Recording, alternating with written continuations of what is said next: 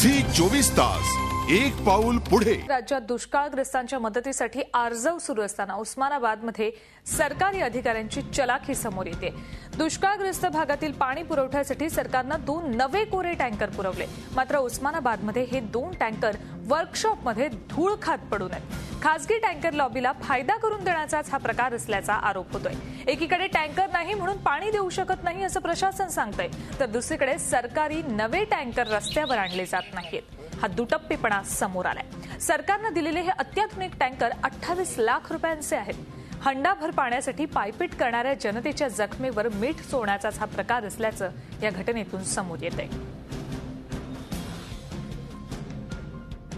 बांधकाम विभागानं 2 नवे कोरे टँकर विकत घेतले आहेत, जेणेकरून त्याच्यातून पाणी पुरवठा केला जाईल। त्याची पूजा करून ते जागेवर जसेच्या तसे उभे आहेत। स्वतःच्या मालकीचे शासकीय टँकर जागेवर लपवून ठेवले आहेत आणि खासगी टँकर मालकांच्या मार्फत पाण्याचं वितरण केलं जात आहे। म्हणजे खासगी टँकर मालकांची जी लॉबी आहे त्याला सांभाळण्यासाठीच हे शासनानं स्वतःच्या मालकीचे टँकर या ठिकाणी दडवून ठेवले आहेत। झी 24 तास एक पाऊल पुढे।